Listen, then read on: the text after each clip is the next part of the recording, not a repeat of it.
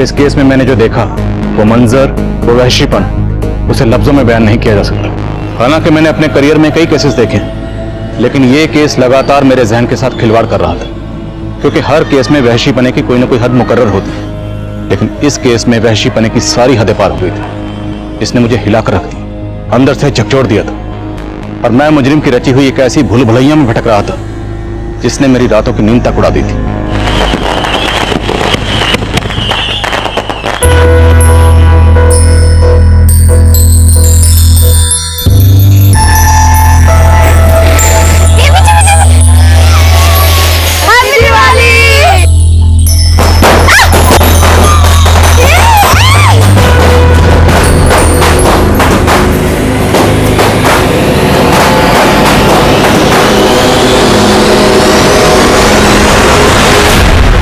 तू अपनी हद में रहकर हमेशा वही काम करती है जो तुझे नहीं करना चाहिए। मैं वही करती हूँ जो मुझे करना चाहिए अब्बू। खुशियाँ अगर हदों की सरहद से बांध दी जाए ना तो इंसान बेहद ज्यादती कर बैठता है। खुशियाँ तो बांटने से बढ़ती है। मतलब तू ये कहना चाहती है कि दिवाली के पटाखे जलाकर तू उनकी खुशियां बांट रही है?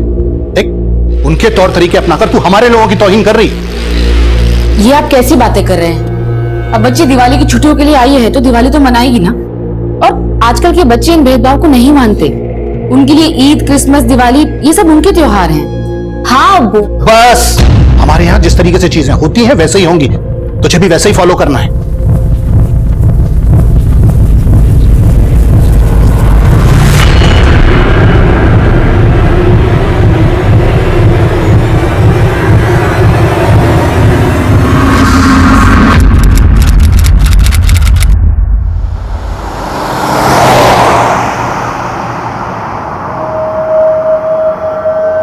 तुम्हारे अब्बू नहीं है यहाँ, फिर भी हिजाब पहना हुआ है, और तुम तो खिलाफ थी इसके। आपको ऐसा क्यों लगता है आफाक भाईजान? मुझे इस तहजीब से कोई शिकायत नहीं है, तो शायद आप ये सोच रहे मैंने ये उतार दिया तो अब्बू से मेरी चुगली करने का आपको मौका मिल जाएगा। क्यों? गलत सोच रहे हो तुम मेरे बारे में। मुझे तुम्हारी सोच पसंद है। मैं तो खुद कदम से कदम मिला के चलना चाहता हूँ तुम्हारे साथ। तो मेरे साथ कदम से कदम मिलाना आपके लिए आसान नहीं होगा। अच्छा, अगर ऐसा है तो आजमा के देख लो।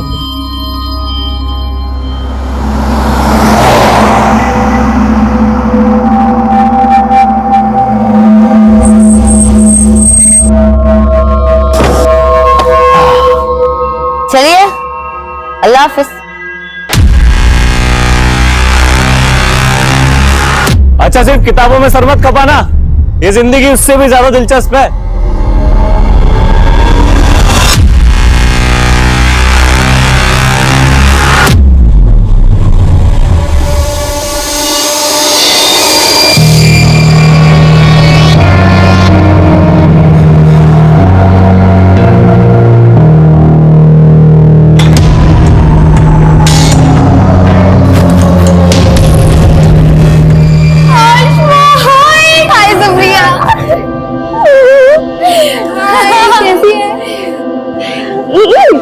अरे यार, हौसला एकदम खाली खाली लग रहा है। हाँ यार, ज्यादातर लड़कियां आज आई नहीं। अच्छा, और बता, तेरी छुट्टियां कैसी रही? एकदम रॉकिंग। तुम लोग सिगरेट पी रही थी तो तुझे क्या लगा हम यहाँ पर अगरबत्ती जलाएंगे? Very funny. तुम लोग ना सुधरोगे नहीं। सुधरना तो तुझे आसमा, और तुझे सुधारने के लिए हमने एक प्लान बनाया है। अच्छा, क्या प्लान किया तुम लोग?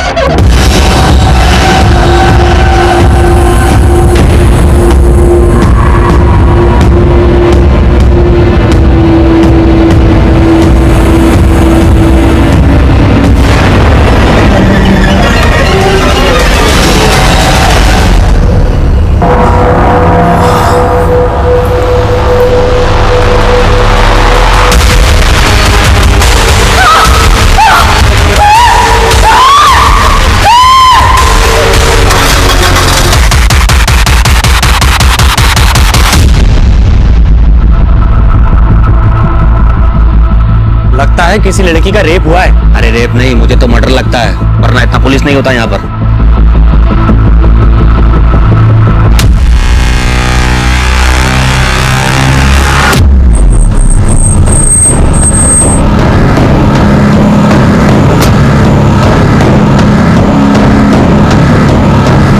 जय हिंद सर, बहुत ब्रूटल मर्डर है सर।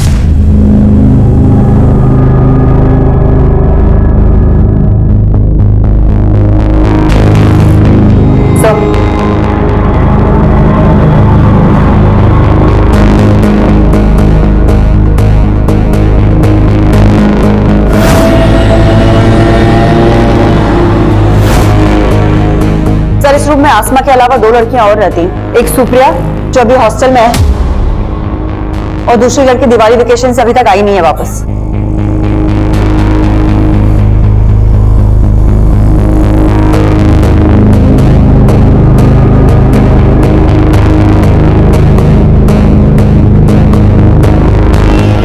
सर इसी टेबल पे से हमें ये स्विच ऑफ मोबाइल भी मिला है। कस्टडी में लो। सुप्रिया, तुम आसमा की रूममेट, आसमा का बेड, तकिया सब कुछ खून से लथपथ है, और तुम कह रही हो तुम्हें कुछ नहीं पता? सर मैं कुछ नहीं छुपा रही हूँ सर। मैं रात को रूम में नहीं थी, मैं अपने फ्रेंड्स के साथ उनके रूम में थी, और जब हम गए थे तो आसमा अकेली थी रूम में। देख आसमा, तुझे नहीं आना तो कोई बात नहीं, लेकिन दरवाजा अंदर से बंद मत करना। मैं रात को आऊंगी तो तेरी नींद डिस्टर्ब हो जाएगी।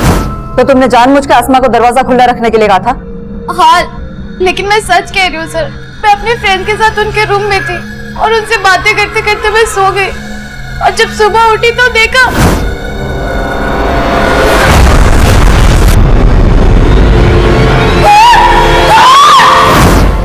सर सुप्रिया बिल्कुल सही कह रही है, ये हमारे साथ ही थी पूरा टाइम। लेकिन यहाँ पे इतना सब कुछ हो गया। पहले आसमा पे हमला हुआ, फिर उसकी बॉडी को खींचकर बाथरूम तक ले जाया गया, और तुम लोग कह रहे हो कि तुमने कोई आवाज ही नहीं सुनी। रूम में पंखे की आवाज इतनी तेज थी, हमें सच में नहीं पता चला कि आसमा के साथ इतना सब कुछ हो गया।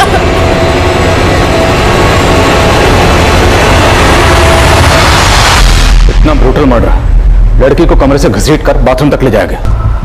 किसी ने कुछ देखा नहीं, किसी ने कुछ सुना नहीं, जरूर कोई कुछ छुपा रहा है। हो सकता है सर, लेकिन आसमा की लाश को देख के ऐसा लगता है जैसे उसके साथ रेप भी हुआ था। जरूर कोई लड़का इन्वॉल्व है। लेकिन ये गर्ल्स हॉस्टल है सर, और वार्डन का कहना है कि यहाँ पे 24 घंटे तक सिर्फ एक गार्ड ही रहता है, और एक कुक है जो सुबह आता है और रात में चला जाता है। गार्ड को हमने हिरासत में ले लिया है सर। हाँ सर, ये वही कुक है जो सुबह 6 बजे आता है और रात को 10 बजे डिनर के बाद चला जाता है। उसके बाद सोने से पहले मैं खुद पूरा राउंड लगाती हूँ। कल रात 11 सवा 11 बजे मैंने पूरा राउंड लगाया था, लेकिन सर तब सब कुछ ठीक था, और सुबह सुप्रिया की 5 बजे आवाज आई, तब सब पता चला। आसमा का हॉस्टल में किसी से कोई झगड़ा? नहीं सर।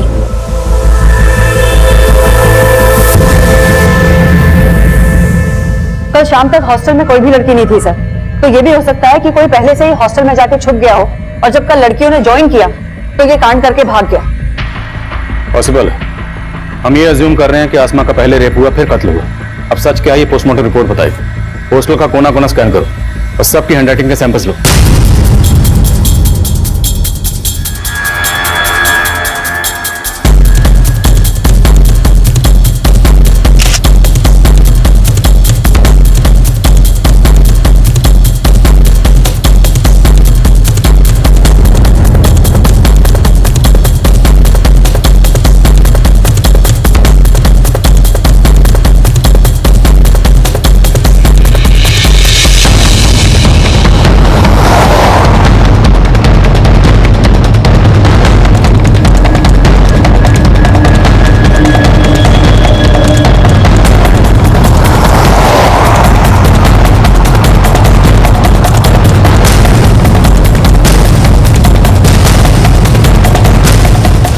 इतना ऊंचा है सर कि यहाँ से आना और भागना दोनों ही पॉसिबल नहीं है। देखो, अगर कोई सीढ़ियों से आया तो पक्का मेन गेट से एंट्री मारी होगी, मतलब गार्ड झूठ बोल रहा है। पर अगर कोई यहां से आया तो फिर ये किसी पेशेवर मुजरिम का काम। सर यहाँ कहीं सीसीटीवी भी नहीं है, तो दोनों ही पॉसिबिलिटीज हैं। हॉस्टल के आसपास सबसे पता करो, जहां भी सीसीटीवी मिले उसे खंगालो, और हॉस्टल में जितने भी लोगों का आना जाना था एक एक की डिटेल निकालो।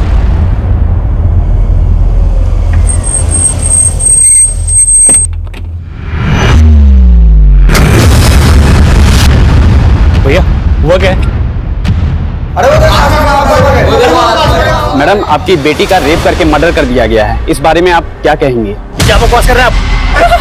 ये बात सही है तुम्हारा? नहीं नहीं नहीं नहीं, कुछ नहीं हुआ है।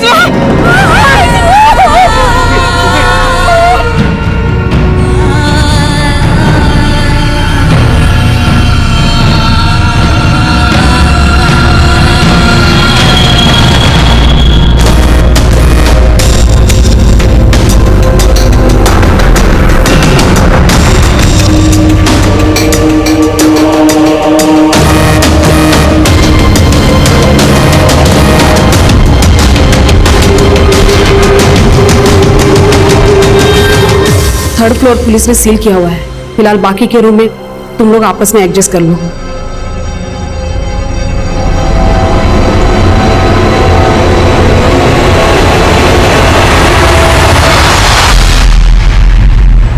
मैं ऐसे कैसे विश्वास कर लूं कि मेरी आसमा? आप बैठिए, बैठिए। मुझे कुछ नहीं पता। मुझे एक बार मेरी बेटी को दिखा दीजिए प्लीज। एक बार मेरी बेटी को देख लेने दीजिए ना मैडम। मैम आप बैठिए।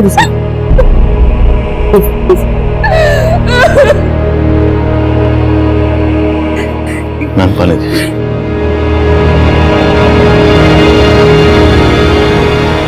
देखिए, आसमा की बॉडी को हमने पोस्टमार्टम के लिए भेजा है। मैं वो सब कुछ नहीं जानती। मुझे बस एक बार मेरी बेटी से मिल लेने दीजिए, एक बार। देखिए, मैं समझ सकता हूँ एक माँ के नाते ये वक्त आपके लिए आसान नहीं है, पर मैं आपको बताना चाहता हूँ कि आसमा की बॉडी की जो हालत है वो देखना आपके लिए और भी मुश्किल होगा। आपके कह देने से मैं मान लूं कि मेरी बच्ची, अरे कल ही 2 से हंसता खेलता देखा था। अम्मी इतनी मुश्किल से पैक किया था, अपने ऑफिस खोल दिया। अरे ये देख, घर के बने लड्डू हैं, तूने रखना ही भूल गई थी। अब्बू आप इतने चुप चुप क्यों है? लगता अभी भी मुझसे नाराज है। बेटा ख्यालात तो तेरी अम्मी से भी नहीं मिलते हमारे, फिर भी निभा लिया ना। तू तो बच्ची है हमारी। वाह फूफा, अस्सलाम वालेकुम फूफी। आज ये आसमा चुप गया या जमीन पे रह के आप भी आसमा छू बैठे? अफाक भाईजान, अफा की तरह जलना तो आपकी फितरत है ना? जब देखो अब्बू और मेरे बीच में आग लगाते रहते हैं। तो कल रात को उसे हॉस्टल ड्रॉप करके आया था और आज सुबह। देखिए, जिस तरह से आसमा को मारा गया काफी दिल दहलाने वाला है। ये जरूर किसी ऐसे शख्स का काम है जिसकी आसमा से गहरी रंजिश रही होगी। तो क्या आसमा ने कभी आप लोगों से इसके खिलाफ कुछ कहा था? नहीं सर, उसने कभी कुछ ऐसा नहीं बताया।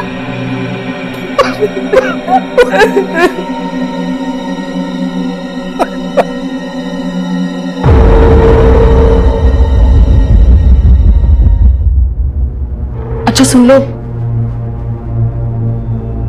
आई होप तुम समझ गई हो कि मैं क्या कहना चाहती हूँ। Yes ma'am. डोंट वरी, मैं तुम्हारे साथ हूँ, मैं सब संभालूंगी। अच्छा अब तुम जाओ।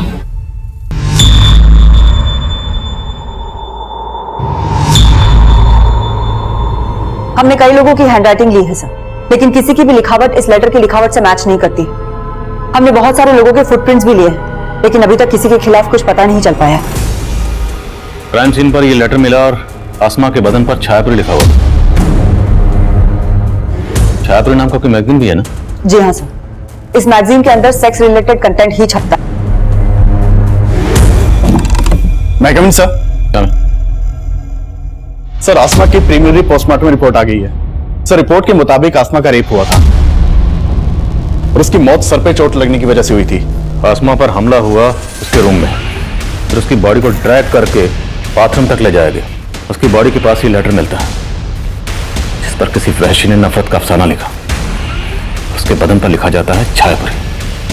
छायापुरी क्योंकि एक ऐसा मैगजीन है जो ज्यादातर सेक्स रिलेटेड कंटेंट छापता है, तो जरूर ये किसी सेक्स मैने का काम है या फिर किसी ऐसे शख्स का जो आसमा से गहरी नफरत करता है, या फिर किसी सरफरे का। सबकी लिस्टिंग करो और शहर के सभी इंस्टीट्यूट को उठाओ और तोड़ो एक एक को। आसमा रेप और मर्डर केस में जहां हम एक तरफ आसमा की जिंदगी के पन्ने पलट कर देख रहे थे, वहीं दूसरी तरफ हमें इस केस में किसी बाहरी एंगल की पॉसिबिलिटी भी नजर आ रही थी। इसलिए हमने शक की बुनियाद पर कई हिस्ट्री शीटर्स को उठाया।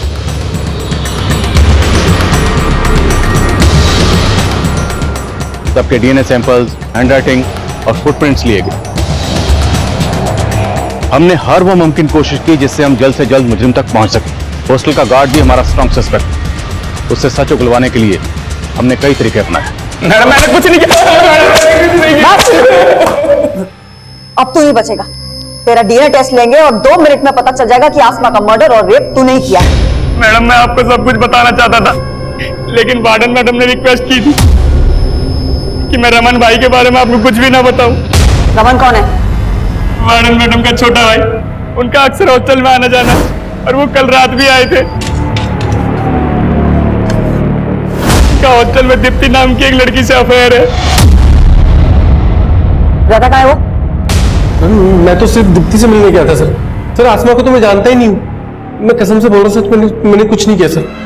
अगर तुम्हारे भाई रमन ने कुछ नहीं किया तो गार्ड को उसका नाम लेने से मना क्यों किया? मैं डर गई थी मैडम। मैं अपने भाई के हरकतों से परेशान थी, लेकिन मेरा यकीन कीजिए उसने कुछ नहीं किया। आप चाहो तो वो दीप्ति से पूछिए, उसने कुछ नहीं किया। सर मेरा कोई अफेयर नहीं है रमन के साथ। वो मुझे परेशान कर रहा था सर। पहले उसने मुझे प्रपोज किया, मैंने मना किया तो वो मेरे पीछे ही पड़ गया सर। पिछले काफी दिनों से सर वो मुझे हरास कर रहा है।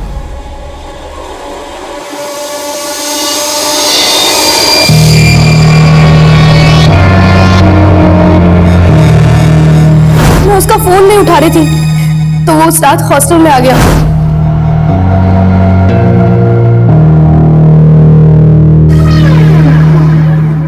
रमन मैंने तुम्हें पहले भी कहा है मेरा पीछा छोड़ दो। ऐसे छोड़ दूं? प्यार करता हूँ ना मैं तुमसे। रमन तुम यहाँ से जाते हो या मैं चिल्लाऊं? मैंने उसको वार्न किया था सर, तो वो वहां से चला गया था। उसके बाद क्या हुआ मुझे नहीं पता सर। सुबह मेरी नींद शोर से ही खुली थी सर। मैंने वार्डन मैम को रमन के बारे में बताया था, मगर वार्डन मैम ने मुझे चुप रहने के लिए कहा। मुझे नहीं पता रमन ने आसमा के साथ कुछ किया या नहीं। तो दीप्ति की तरह तो आसमा के पीछे पड़ा होगा। तुझे लगा दीप्ति नहीं तो आसमा? नहीं सर ऐसा कुछ नहीं है सर, मैं दीप्ति से प्यार करता हूँ। मिलने दीप्ति से गया होगा, लेकिन आसमा ने तुझे देख लिया। वो शोर न मचा दे इसलिए तूने उसे। नहीं सर ऐसा नहीं है सर, मैं तो तभी वहां से चला गया था।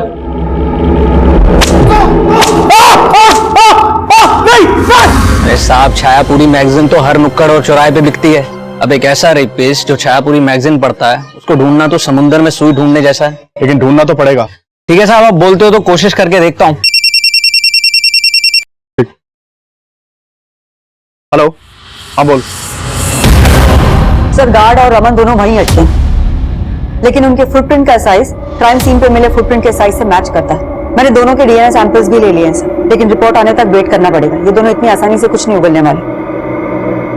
क्राइम सीन से हमें जो आसमा का फोन मिला था उसे अच्छे से स्कैन करो, उससे हमें कोई ना कोई क्लू जरूर मिलेगा। मैगविन सर, हमें सर हमने हॉस्टल के आसपास के सारे सीसीटीवी खंगाले। क्राइम वाले दिन हॉस्टल के पीछे की तरफ एक कार वहां के सीसीटीवी में कैप्चर हुई थी। सर मैं वहां की फुटेज लाया हूँ, चेक करो। सर इस गाड़ी का नंबर विजिबल नहीं है। मैंने इस गाड़ी के बारे में आसपास के लोगों से पूछताछ की, लेकिन पहले किसी ने भी इस गाड़ी को यहाँ नहीं देखा। सर सस्पिशियस बात यह है कि गाड़ी रात को 1 बजे यहाँ आई, इस गाड़ी में से कोई उतरा और फिर अर्ली मॉर्निंग वापस आया। जिस डायरेक्शन में गाड़ी गई है उस डायरेक्शन के सीसीटीवी खंगालो। हो सकता है वहां के किसी सीसीटीवी में इसका नंबर कैप्चर हुआ। Okay sir.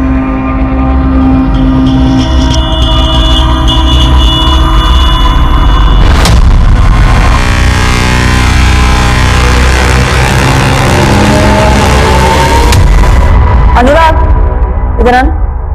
Yes ma'am. ये आसमा के फोन पे आफाक नाम के लड़के के 5 मिस कॉल है। मैम आफाक तो आसमा का कजन है जो आसमा के पेरेंट्स के साथ आया था। आफाक ने आसमा को 5 बार कॉल किया, लेकिन आसमा ने एक भी बार रिसीव नहीं किया। लेकिन बाद में आसमा की अपनी मदर से बात हुई है।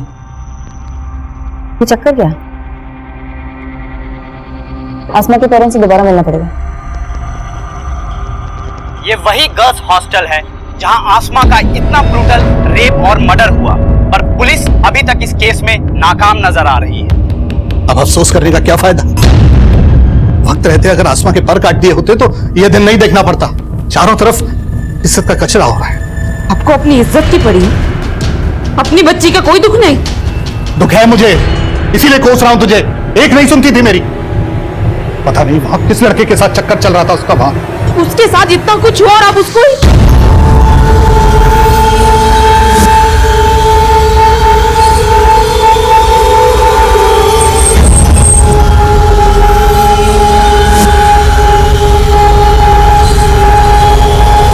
कहाँ जा रही हो तुम? मुझे अपनी बेटी को इंसाफ दिलाना है और आपको ये साबित करना है कि मेरी बेटी गलत नहीं थी। गलत वो था जिसने मेरी बेटी के साथ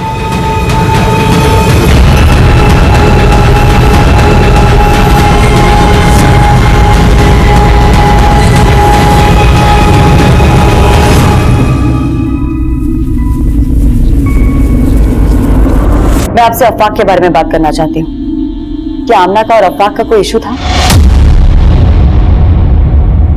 कैसी बातें कर रही हैं मैडम? भला अफाक का आसमा से क्या इशू होगा? देखिए, मर्डर वाली रात को अफाक ने 5 बार आसमा को फोन किया था और उसने एक भी बार उसका फोन नहीं उठाया। और उन 5 मिस्ड कॉल्स के बाद उसकी बात आपसे हुई थी। क्या बात हुई थी? बस नॉर्मल बातें हुई थी। हाँ अम्मी, मैं ठीक हूँ और अच्छे से पहुंच गई थी। बस ठीक से रहना।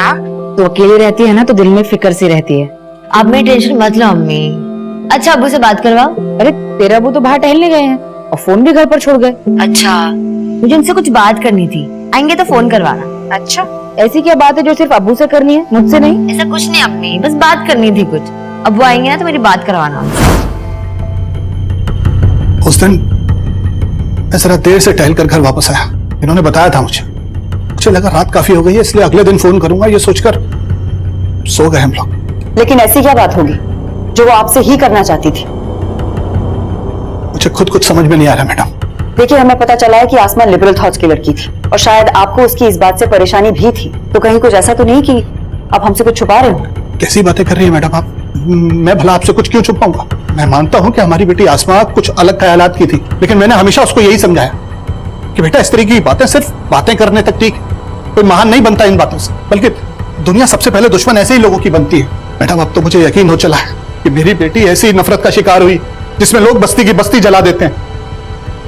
वो तो फिर भी एक छोटी सी मासूम मेरी प्यारी सी बच्ची थी।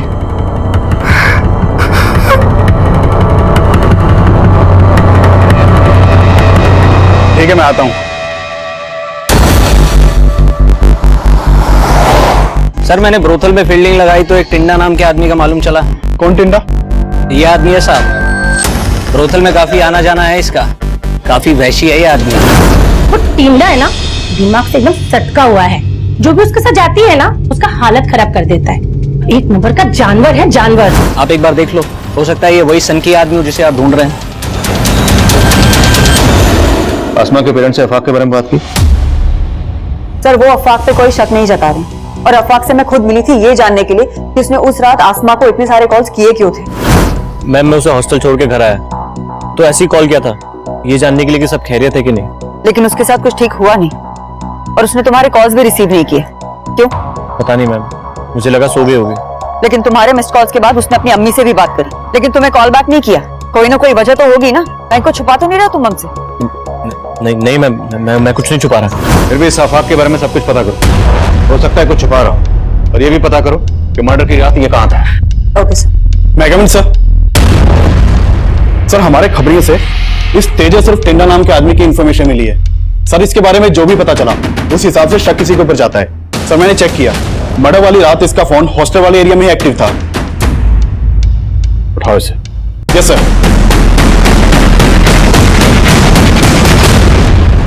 मुझे क्यों लाए साहब? मैंने कुछ नहीं किया। तू क्या कर सकता और क्या नहीं कर सकता सब पता लगा लिया हमने। आसमा के ऊपर बुरी नजर थी ना तेरी? साहब मैं किसी आसमा वासमा को नहीं जानता साहब, और उस रात तो मैं किसी और आइटम के साथ था। किसके साथ था? उमा साहब, प्रोस्टिट्यूट है। मैं मानता हूँ साहब, मैं ऐसा ही हूँ, सिर्फ प्रोस्टिट्यूट्स के साथ ही सोता हूँ। लेकिन साहब आज तक मैंने कभी किसी आम लड़की के ऊपर बुरी नजर नहीं डाली साहब। टिंडा के पैर के साइज क्राइम सीन पर मिले फुटप्रिंट के साइज से मैच कर रहे हैं। लेकिन सर ये टिंडा बहुत मोटी चमड़ी का है, बहुत तोड़ा लेकिन फिर भी कुछ नहीं उगला। इस टिंडा का भी डीएनए और हैंडराइटिंग सैंपल लो। सर सर आज सुबह संत नगर पुलिस ने विक्रमपुर एरिया से एक अज्ञात गाड़ी जब्त की है। ये देखिए सर, ये विनय नाम के एक आदमी की गाड़ी है जो संत नगर में रहता है। सर उसने अपनी गाड़ी चोरी होने की कंप्लेन लिखवाई थी और सर ये गाड़ी उसी शाम चोरी हुई है जिस रात आसमा का मर्डर हुआ है। और इस गाड़ी का कलर उस कार के कलर से मैच करता है जो गर्ल्स हॉस्टल के बैक साइड में देखी गई थी। ये गाड़ी चुराई गई संतनगर से, जो उस हॉस्टल से 7-8 किलोमीटर की दूरी पर है। तो कोई इतनी कम दूरी तय करके कार चुराने के बाद मर्डर करने क्यों आएगा? मेरा मतलब है चोरी की हुई कारें ज्यादातर लूट और रॉबरी में इस्तेमाल होती, या फिर लाश डंप करने के लिए। लेकिन यहाँ तो रात भर लाश भी उस हॉस्टल में थी और अगली सुबह तक ये कार भी वहीं थी। और अगर ये कत्ल इसी कार चुराने वाले ने किया है तो ये इतनी देर वहां क्यों रुके गए? लेकिन सर हम किलर को सरफिरा भी तो समझ रहे हैं। हो सकता है ये चोर वही हो जिसे हम ढूंढ रहे हैं। ठीक है, संतनगर पुलिस के टच में रहो और पता करो कि कार चुराने वाला कौन हो सकता है। और हॉस्टल एरिया का डंप डाटा स्टडी करो, हो सकता है वहां से कोई सस्पिशियस नंबर सामने आए। Yes sir. आपने अफाक को आसमा के साथ हॉस्टल क्यों भेजा था? अभी अचानक तुमने अजीब सा सवाल क्यों पूछा? सवाल तो ये है कि आसमा आपसे क्या बात करना चाहती थी जो उसने मुझे नहीं बताई, या आपने अफाक को कुछ बोला जो मुझे नहीं बताया?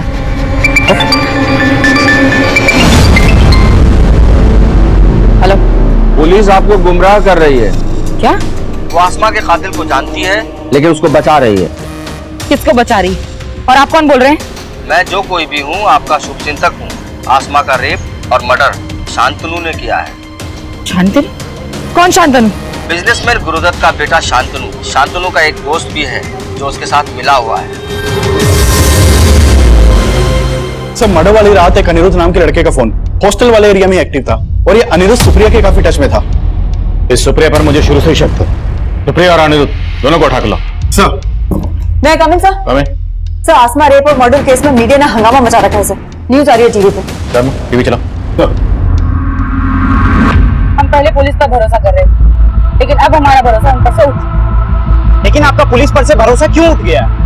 कि पुलिस मेरी बेटी के कातिल को बचा रही। आसमा को न्याय दो! आसमा को न्याय दो! सर चलो। आसमा को न्याय दो! न्याय दो! न्याय दो! आसमा को न्याय दो! न्याय दो! न्याय दो! We want justice! We want justice! आसमा को न्याय दो! न्याय दो! न्याय दो! We want justice! We want justice! आपको कोई गलतफहमी हुई है? कोई गलतफहमी नहीं हुई है मैडम। लेकिन आपको क्यों ऐसा लग रहा है कि हम किसी को बचा रहे हैं? आखिर वजह क्या है? आसमा का रेप और मर्डर शांतनु ने किया है। शांतनु? कौन शांतनु? आप उस बिजनेसमैन के बेटे शांतनु को बचा रहे हैं। शांतनु? मैम शांतनु अनिरुद्ध का दोस्त है जिसका नंबर हमें सुप्रिया के कोलिकोट से मिला था। वो मर्डर वाली रात शांतनु का नंबर भी हॉस्टल वाले एरिया में ही बंद था। लेकिन उस पीसीओ से फिरोजा को किसने फोन किया था ये हमारे लिए जानना बहुत जरूरी है। एक काम करो, अनिरुद्ध, शांतनु और सुप्रिया इन तीनों को लेकर आओ और पीसीओ पे भी जाके आओ। Okay ma'am. तो अनिरुद्ध और शांतनु तुम लोग उस रात हॉस्टल गए थे? गए थे नहीं? हाँ सर, ये दोनों गर्ल्स हॉस्टल में आए थे, लेकिन सर ये लोग मुझसे और मेरी फ्रेंड से मिलने आए थे। उस रात हॉस्टल में ज्यादा लड़कियां नहीं थी, इसीलिए हमने पार्टी प्लान किया था। मैंने आसमा को भी इनवाइट किया था सर। व्हाट? तू उन लोगों को यहाँ बुला रही है? पागल हो गई सुप्रिया? किसको पता चला ना तुझे यहाँ से निकाल देंगे। लेकिन उसने आने से मना कर दिया, फिर हम लोग दूसरे रूम में पार्टी कर रहे थे। तुम्हारे हॉस्टल में मेल्स के आने पर पाबंदी है, है या नहीं? तो तुम लोग हॉस्टल में कैसे घुसे, वो भी इतनी रात को?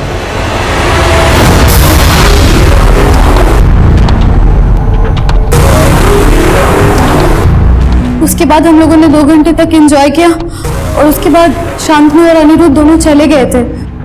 सर उसके बाद सच में मैं अपने फ्रेंड्स के साथ ही सो गई थी। तुम चुप रहोगे? तुम्हें क्या लग रहा है हम तुम्हारी बातों में आ जाएंगे? तुम इन्हें बचा लोगी?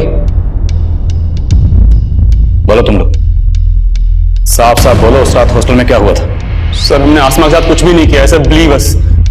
सर मैं मानता हूं कि हमने गलती की, लेकिन हमने कुछ नहीं किया सर। सर मैंने अनिरुद्ध और शांतनु के डीएनए और हैंडराइटिंग सैंपल्स लेने के लिए बोल दिया है। माना है तीनों झूठ बोले, लेकिन वो आदमी कौन होगा जिसने पीसीओ से फोन करके फिरोजा को शांतनु के बारे में बताया? सर वहां पीसीओ पे भी गया था, वहां कोई सीसीटीवी नहीं था और उस पीसीओ पे ये भी नहीं पता चल पाया कि ये कॉल किसने किया होगा। हमारी रडार पर सिर्फ शांतनु नहीं बल्कि अनिरुद्ध, सुप्रिया, हॉस्टल वार्डन सुनीता, सुनीता का भाई रमन और टिंडा भी शामिल थे। इन सबको हम स्ट्रॉन्ग सस्पेक्ट मान रहे थे, लेकिन सवाल यह था कि वो गुमनाम कॉलर कौन था जिसने आसमा की अम्मी को फोन करके सिर्फ शांतनु को आसमा का गुनहगार बताया था, जिसकी वजह से आसमा की अम्मी ने एक ऐसा जज्बाती कदम उठाया और उस कदम को मीडिया ने इतना उछाला कि लोग अब हमारी काबिलियत पर ही शक करने लगे थे। मुझे इस केस से हटाने की मांग उठने लगी थी, लेकिन मेरे सीनियर ने मेरा साथ दिया और अब मैंने तय कर लिया कि मुझे ये केस जल्द से जल्द सॉल्व करना है। हमने सारे सस्पेक्ट को बारीकी से इन्वेस्टिगेट करना शुरू किया। अफवाक के बारे में कुछ बातें मालूम चली हैं सर। आसमा के अब्बू अफवाक से आसमा की शादी कराना चाहते थे, लेकिन आसमा को अफवाक बिल्कुल पसंद नहीं था और इसी सिलसिले में मैं उसकी अम्मी और अब्बू से भी मिली थी। आसमा पहले भी अपने अब्बू को मना कर चुकी थी कि वो अफाक से शादी नहीं करना चाहती, लेकिन फिर भी इन्होंने जानबूझ के अफाक को आसमा के साथ हॉस्टल भेजा। नहीं मैडम, ऐसा कुछ भी नहीं है। मैं बस ये चाहता था कि अफाक और आसमा एक दूसरे को जान लें, समझ लें। और मैं गारंटी से कह सकता हूं मैडम, अफाक ने आसमा के साथ कुछ भी गलत नहीं किया होगा। आसमा की फैमिली काफी कंजर्वेटिव है सर, और आसमा आजाद ख्यालों की लड़की थी। आसमा की अम्मी ने हमें यह भी बताया कि आसमा को लगता था कि अफाक भी उसके पेरेंट्स की तरह कंजर्वेटिव ही होगा, और उसने अपने पेरेंट्स के सामने अफाक को साफ साफ मना भी कर दिया था। अफाक को मैंने हमेशा भाई की नजर से देखा है, लेकिन अब आप कह रहे कि मैं शादी कर लूं? मैं अफाक से शादी नहीं करना चाहती। अगर कोई और पसंद है तो वो भी बता दे।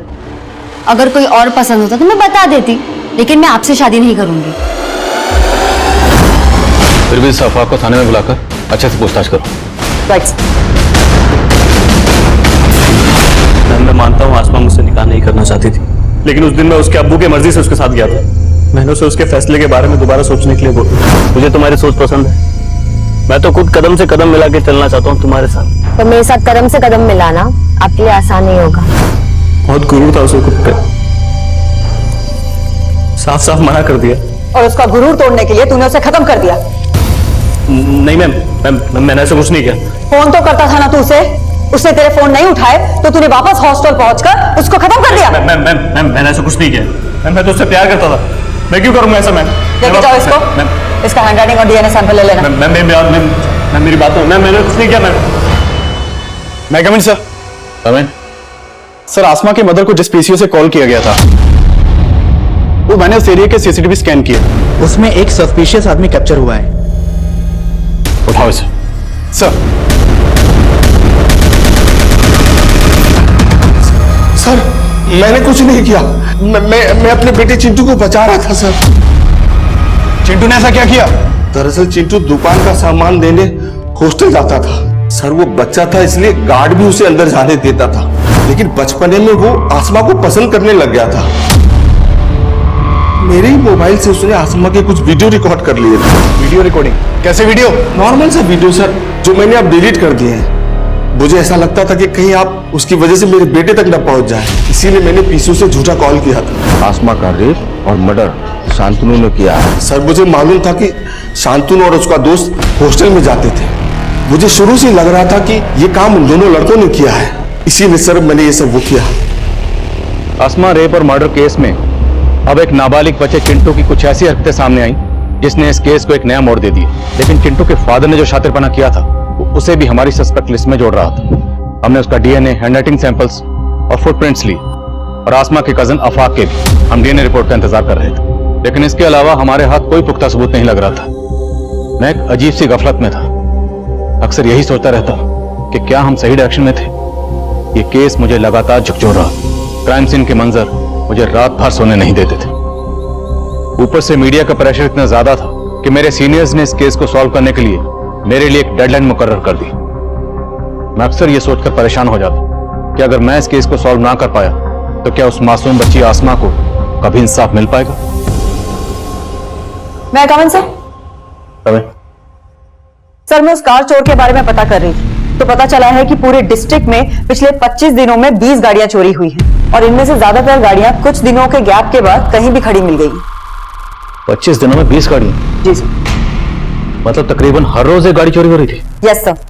जिन एरिया से ये कार्स चोरी हुई है वहां कहीं कहीं चोर सीसीटीवी फुटेज में कैप्चर हुआ है, लेकिन चेहरा कहीं भी क्लियर नहीं है।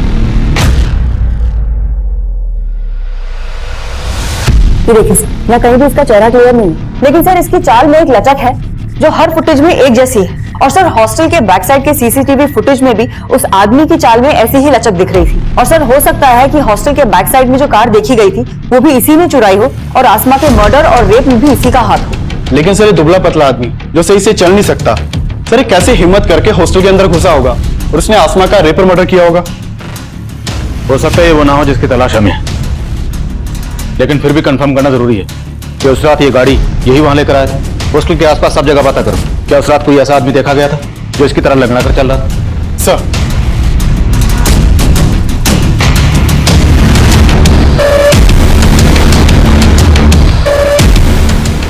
सर उस दिन सुबह 6 बजे एक आदमी आया था जो लंगड़ा के चलता था। उसके पास एक कार भी थी। उसने मेरे यहाँ बैठकर कई कप चाय भी पी थी। अच्छा, उस आदमी का स्केच बना सकते हो? जी साहब, बनवा सकता हूँ। मैम, चाय वाले ने जिस आदमी के बारे में बताया था उसका स्केच है। पता करो उसका कोई क्रिमिनल रिकॉर्ड है क्या, और इस स्केच को हर जगह सर्कुलेट करो। हो सकता है इसके जानने वाला कोई मिले। Okay ma'am.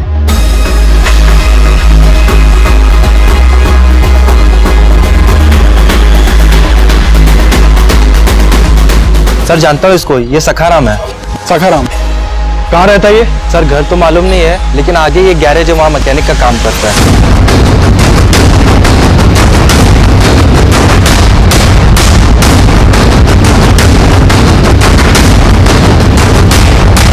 सखाराम,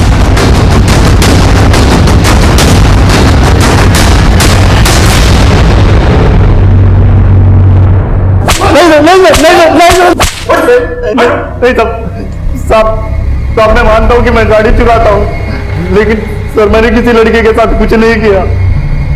हमने जब कार चुराई थी ना, वो उसी हॉस्टल के पास खड़ी हुई मिली है। सर वो तो मैं कहीं भी खड़ी कर देता था। सर दरअसल मेरे घर में एसी नहीं है और मुझे गर्मी बर्दाश्त नहीं होती है सर मैं गाड़ी चुराता हूँ और कहीं ले जाके उसका एसी ऑन करके सो जाता हूँ और अगले दिन कहीं भी गाड़ी छोड़ देता हूँ सर। इसकी गर्मी दूर करो, खिलाओ इसको ठंडी ठंडी हवा। नहीं। इसका भी डीएनए और हैंडराइटिंग सैंपल्स लो। सर अब पुलिस ने आसमा रेप और मर्डर केस में एक ऐसे आदमी को गिरफ्तार किया है जो ठीक से चल भी नहीं सकता, और पुलिस सोच रही है ऐसा आदमी हॉस्टल की तीसरी मंजिल की खिड़की तक चढ़ा और आसमा के साथ रेप और मर्डर किया। क्या पुलिस ऐसे आदमी को अंदर करके वाकई किसी को बचाने की कोशिश तो नहीं कर रही? मैं कमिंग सर? सर सखाराम भी कुछ नहीं उगल रहा है और शांतनु और अनिरुद्ध का डीएनए आसमा की बॉडी पे मिले डीएनए से मैच नहीं करता। चिंटू के फादर का डीएनए? सर उसकी डीएनए की रिपोर्ट आने वाली है। मैं कमिंग सर? मैंने सखाराम के बारे में पता किया सर।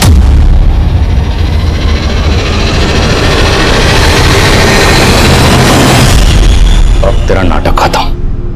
रिपोर्ट आ गई है, तेरा डीएनए मैच हो गया। अब अगर एक भी झूठ बोला ना, तेरी हड्डी पसली कर दूंगा। सर मैं अपनी बीवी से तंग आ गया था, इसलिए मुझे हर औरत से नफरत हो गई थी। फिर एक दिन मुझे वो लड़की दिखी, वो मुझे पसंद आ गई थी सर। उसके बाद मैं उसके पीछे पीछे हॉस्टल गया। मालूम चला कि हॉस्टल बंद है, सारी लड़कियां छुट्टी पर गई। जब छुट्टियां खत्म हुई तो उसके बाद मैं उस रात वहां पहुंचा।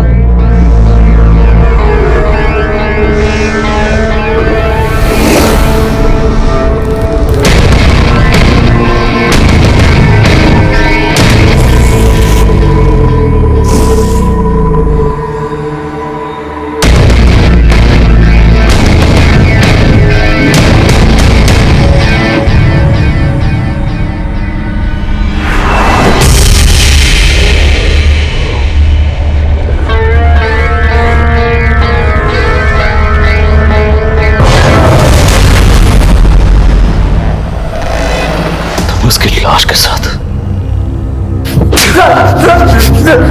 लाश के साथ बॉडी पर छाया पर लिखा। क्यों? सर ऐसे सर उस रात जिसकी गाड़ी चुराई थी वो छाया पूरी पत्री का मालिक था। मुझे नाम पसंद आया इसलिए लिख दिया, और सर जो कुछ मेरे दिल में था वो मैं लेटर पे लिखा और चला गया।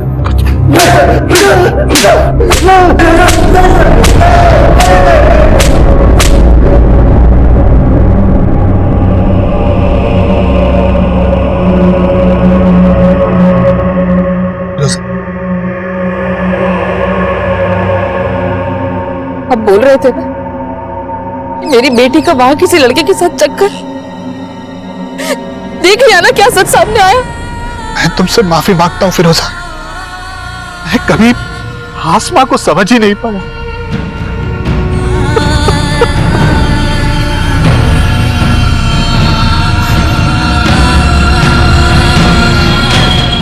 आसमा रेप और मर्डर केस का main accused Sakharam physically disabled था, इसलिए मीडिया उसकी इस कमजोरी का वास्ता देकर उसके बचाव की बातें कर रही थी। लेकिन जब सच्चाई सामने आई, उसने सबको हैरान करके रख दिया। सखाराम ने न सिर्फ आसमा का कत्ल किया, बल्कि वो घायल आसमा को 100 मीटर तक घसीट कर ले गया, उसके साथ दरिंदगी करता रहा।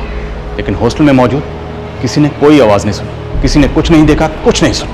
जबकि उस रात हॉस्टल में सखाराम के अलावा वार्डन सुनीता का भाई रमन और सुप्रिया के दोस्त अनिरुद्ध और शांतनु भी मौजूद थे, जो गलत तरीके से हॉस्टल में दाखिल हुए थे। जिससे साबित होता है कि आसमा एक ऐसे प्रेमाइसिस में रह रही थी जहां पर सिक्योरिटी ताक पर थी। इसलिए उस रात आसमा के साथ जो भी हो, उसमें हॉस्टल के स्टाफ के साथ साथ बाकी लोग भी जिम्मेदार हैं। आज इंटरनेशनल वुमेन्स डे पर आसमा की कहानी आप सभी को बताकर मेरा मकसद ये बताना है कि आसमा की मौत से सिर्फ उसके परिवार को गहरा नुकसान नहीं हुआ, बल्कि ये नुकसान हमारे पूरे समाज का नुकसान, क्योंकि हमने आसमा को खोकर एक ऐसी टैलेंटेड और सेंसिटिव शख्सियत को खोया है जो अपनी सोच से एक प्रगतिशील समाज के निर्माण का मादा रखती थी। देखते हैं हमारे आज के एपिसोड की दूसरी।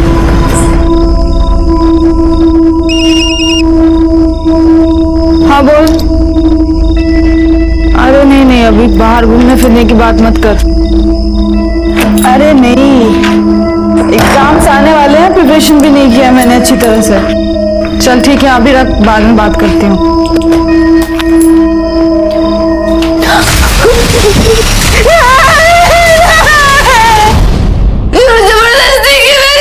ये सब क्या है? शर्म नहीं आई तुझे? मैंने कुछ नहीं किया दीदी। आज से तेरा मेरा कोई रिश्ता नहीं, निकल जा मेरे घर से। नहीं देखना चाहती हूँ तेरी शक्ल भी मैं।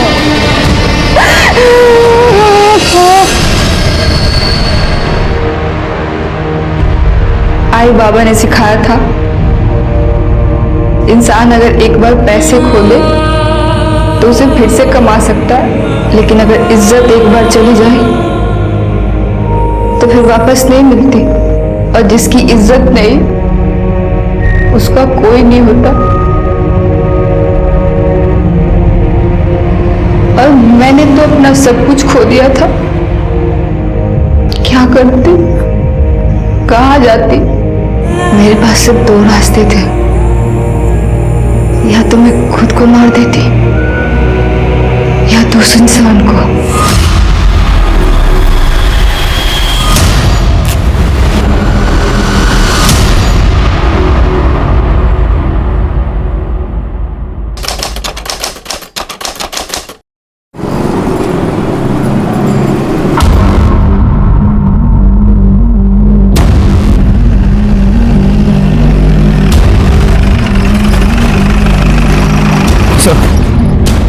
बॉडी एक 20-22 साल के लड़के की है, मल्टीपल स्टैबिंग का केस है और फिर बॉडी को जलाने की कोशिश की गई है। तो बॉडी से आई कार्ड मिला है, नाम नमन सुरवे, आधा जला हुआ आई कार्ड है सर। विकी, ये तो वो फूड डिलीवरी वाली कंपनी है ना? जी सर।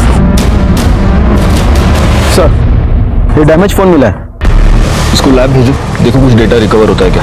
Okay sir. कोई मर्डर वेपन मिला क्या? नहीं सर। सर, ये मूवी का टिकट मिला है। ये तो कल रात के ही शो के टिकट्स है। एक काम करो, पता करो ये टिकट्स किसने खरीदे थे। अगर ऑनलाइन बुकिंग होगी तो आसानी से पता चल जाएगा। सर इसका लाइसेंस जलने से बच गया है और इस पे इसके घर का एड्रेस भी है। गायकवाड़, जिस तरह के मल्टीपल स्टैबिंग्स है, ऐसे लग रहा है कि किसी ने अपना गुस्सा, अपनी नफरत उतारने के लिए से मारा हो, वरना इतने स्टैब्स क्यों होंगे। ठीक है, फिलहाल एक काम करते हैं, इसके घर के एड्रेस पर चलकर पता करते हैं। वहीं पर पता चल पाएगा कि ये नमन सुरवे आखिर था कौन।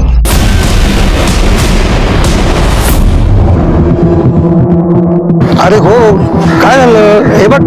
एक मिनिट। हाँ साहेब। प्लॉट नंबर 200 खोली नंबर 12 गोडे पडेल। प्लॉट नंबर 200 खोली। काय झालं साहेब? ये चाली का ओनर मैं ही हूँ। नाम क्या आपका? मी गणपत वाघमारे। ये नमन नाम का लड़का ये इधर रहता है? हाँ साहब, वो जयेश के घर में। आइए, यह है उसका घर।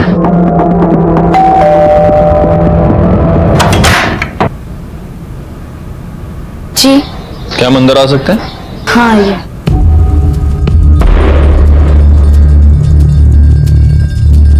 नमन कहाँ है? पता नहीं, वो कल शाम को बाहर गया था, उसका फोन भी बंद है। मैंने जयेश दादा को बोला भी था, तो उन्होंने कहा शायद वो अपने घर गया होगा। वो रिश्तेदार है तुम्हारा? नहीं, रिश्तेदार तो नहीं है। जयेश दादा ने उसे यहाँ पर पीजी पे रखा था। तो उसके घर वाले? घर वाले तो पता नहीं, 6 महीने पहले ही दादा उसे यहाँ लेकर आए थे। तुम्हारे भाई ने एक लड़के को 6 महीने से तुम्हारे घर पर रखा है, तुम्हें उसके बारे में कुछ भी नहीं मालूम? वो कहाँ से है, उसके घर वाले कौन है, कुछ भी नहीं?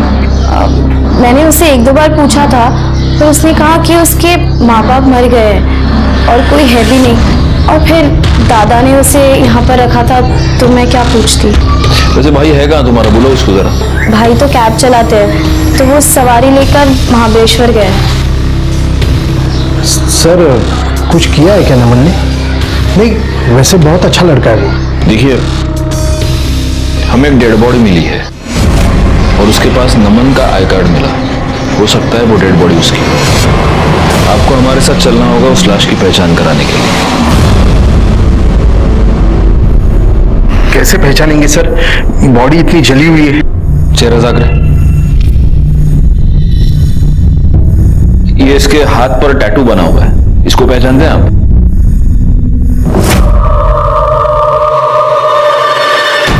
हाँ सर, ये नमन ही है, उसके हाथ पर भी ये निशान बना हुआ था। ठीक है, आप जा सकते हैं और तुम्हारे भाई को बोलना कि वो हमसे आके पुलिस स्टेशन में मिले। जाइए। गायकवाड़, इनसे नमन का नंबर ले लो और उसकी कॉल डिटेल्स निकालो। आपकी बात मुझसे ही हुई थी, मैं राजेंद्र शिर्के। सर, नमन हमारा डिलीवरी बॉय है। नमन की यहाँ पर किसी के साथ कोई दुश्मनी? सर, नमन की तो किसी के साथ कोई दुश्मन, लेकिन सर हाँ, दिलीप के साथ उसकी हाथापाई हुई थी थोड़े दिन पहले। किस बात पे हाथापाई हुई, क्या प्रॉब्लम थी? सर, आपने वो वीडियो नहीं देखी जिसमें डिलीवरी बॉय पार्सल का खाना खा रहा था? हाँ, वो वीडियो देखी तो थी, काफी वायरल भी हुई थी। आई थिंक मेरे पास वो वीडियो है, एक सेकेंड, ये वीडियो। राइट सर, ये दिलीप है और ये वीडियो नमन ने निकाली थी, और इसी वजह से दिलीप नमन पर बहुत ज्यादा भड़का हुआ था। करडे सर, एक काम करा, यांच्याकडनं दिलीप से पत्ता घ्या और उसको पुलिस स्टेशन बुलाओ। बाबा, नमन ही था क्या? हाँ, पता नहीं किसने मारा बेचारे को।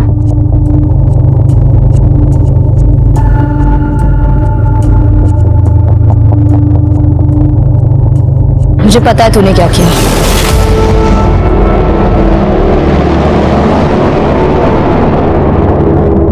अरे शोभा, तुम ऐसे क्विज कॉन्टेस्ट मत खेलो यार मेरे साथ। बताओ ना क्या है आज?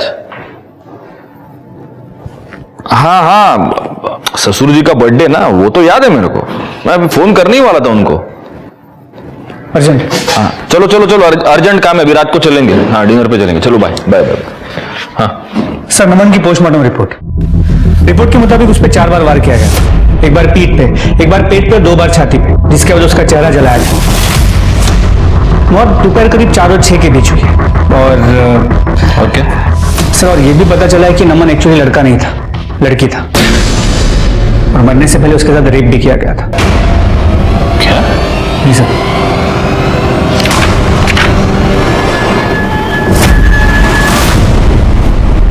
और दोपहर करीब 4 और 6 के बीच हुई। और क्या सर, और ये भी पता चला है कि नमन एक्चुअली लड़का नहीं था, लड़की था, और मरने से पहले उसके साथ रेप भी किया गया था। क्या? जी सर।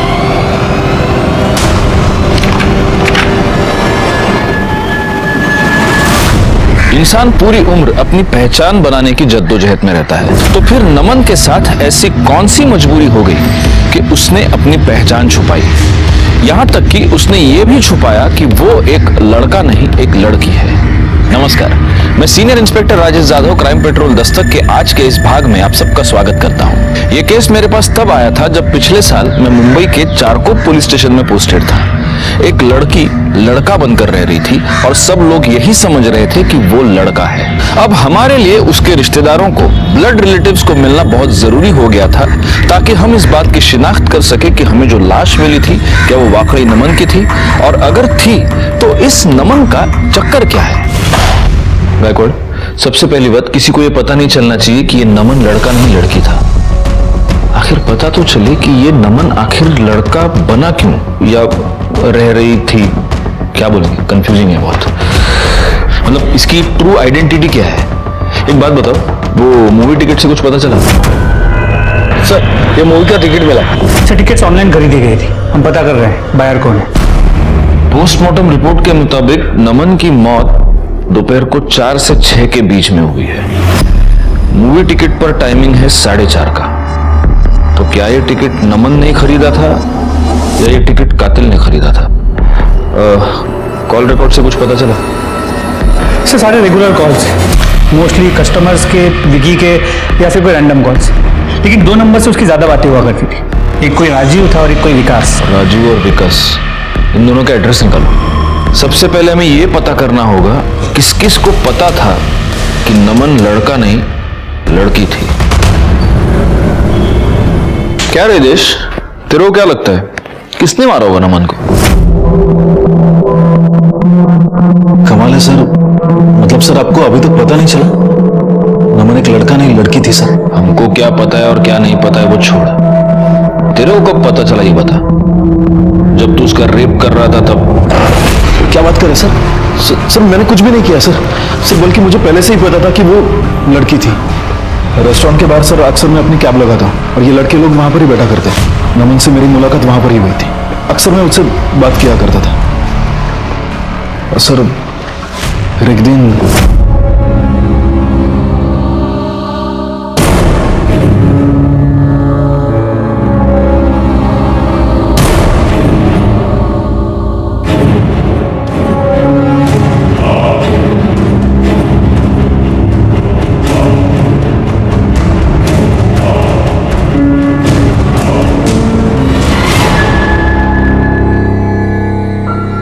तुझे इसकी क्या जरूरत पड़ गई? और तू लेडीज बाथरूम में क्या कर रहा था? क्योंकि मैं लड़की हूं। क्या? वो लड़की थी सर, और ये बात उसने किसी को नहीं बताई थी। तेरे को तो मालूम था कि वो लड़की है, उसका ऐसा सब लफड़ा है, उसको रखा क्यों? चक्कर था उसके साथ? नहीं सर, क्या बात कर रहे हो सर आप? सर कुछ पैसों की जरूरत थी इसीलिए रखा था। सर घर में एक जवान बहन है, लड़के को तो नहीं रख सकता ना, और मेरे होते हुए कोई दूसरी लड़की हमारे साथ रहने के लिए तैयार नहीं थी, इसलिए नमन को साथ में रख लिया था। और वैसे भी नमन रहने के लिए नई जगह ढूंढ रहा था, मतलब थी। महीने का 2000 देती थी मुझको। अच्छी स्टोरी सुनाई दो, अब सच मैं सुनाता हूँ। हुआ ये कि तेरा उस लड़की पे दिल आ गया, तेरे से रहा नहीं गया तो एक दिन मौका देख के तूने उसका रेप कर दिया, और फिर तू डर गया और इसलिए तूने उसका मर्डर कर दिया। सर ऐसा कुछ भी नहीं है सर, मैंने कुछ भी नहीं किया है। मेरी गर्लफ्रेंड भी है। उससे क्या फर्क पड़ता है? हाँ, कल शाम को किधर था? अपनी गर्लफ्रेंड के साथ। अच्छा, तेरी बहन को पता है ये नमन लड़की है करके? नहीं, मतलब नमन ने ही मना कर दिया था। इस नमन का किसी के साथ कोई झगड़ा, कोई पंगा? प्रभात से सर।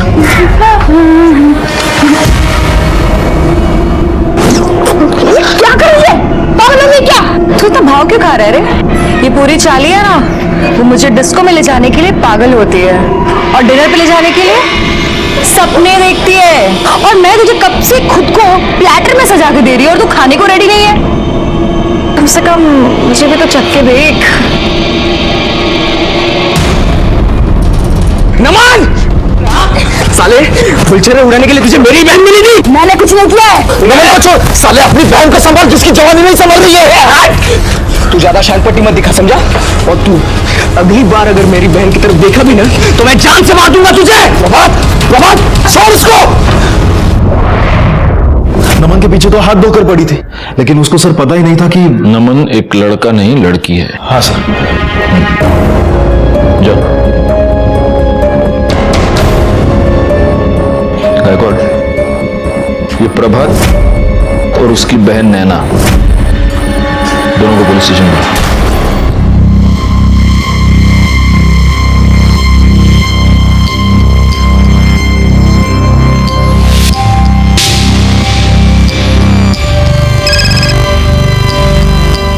हेलो। अरे क्या सिर्फ ऊपर के फोटो भेज रही है?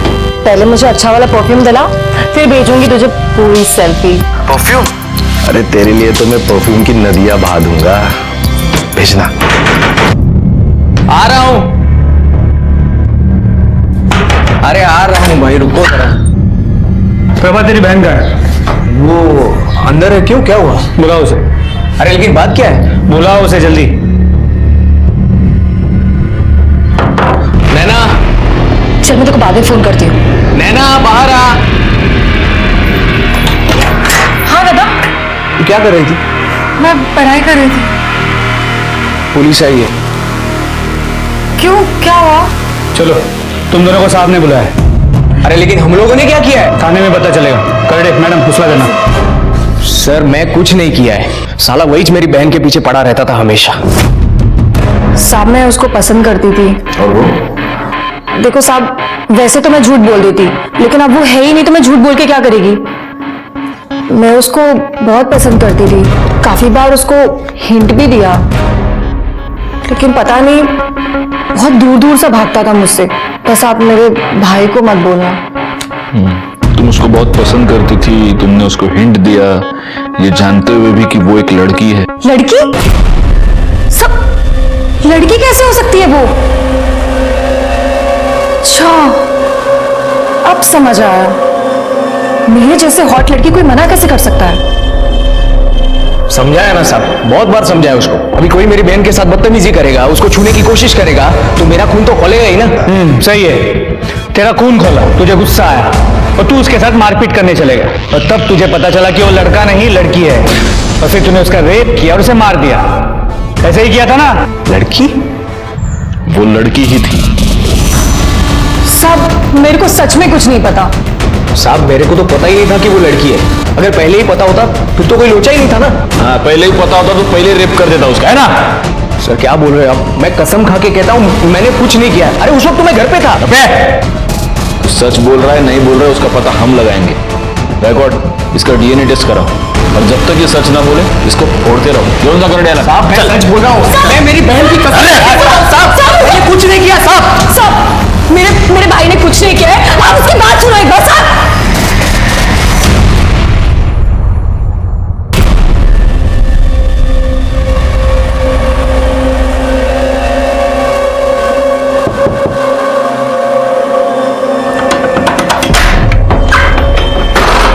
जाने मन, कितना तड़पाओगी जाने मन। ये जंगली पागल हो गया है, देखो बात करने के लिए बुलाया इधर। अबे पहली बार घर पे बुलाया, वो भी बात करनी। सुन मेरी बात, मेरे भाई को पुलिस ने बंद कर दिया है। अच्छा तो अच्छा है ना, तो आना जाना लगा रहेगा। ज्यादा खुश मत हो, पहले मेरे भाई की बेल करा, समझा तू? अबे मैं कहां से कराऊंगा? मेरे को क्या पता, अपने बाप को बोल जाके। और वैसे भी अगर तुझे मेरे साथ रहना है ना तो बेल करा दे, समझा तू?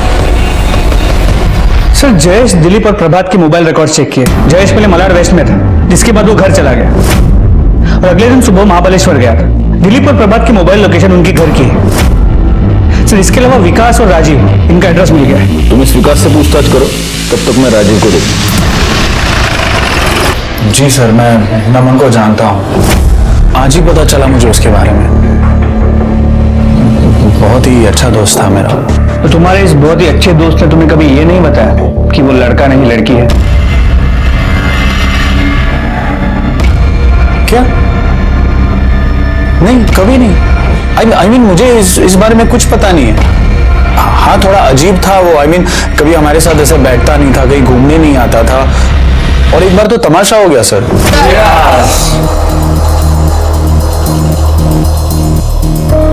क्या जूस मिला है? बियर पी? आज तेरी एक नहीं मानेंगे हम, आज तुझे पिला के ही रहेंगे। ए मनीष, वो ऐसे नहीं मानने वाला है, जबरदस्ती पिलाओ। पीना? क्या कर रहे हैं? अरे नहीं, अरे नहीं, पीना है, पीना। अरे नहीं पीना। साले तुम लोग पागल हो गए हो क्या?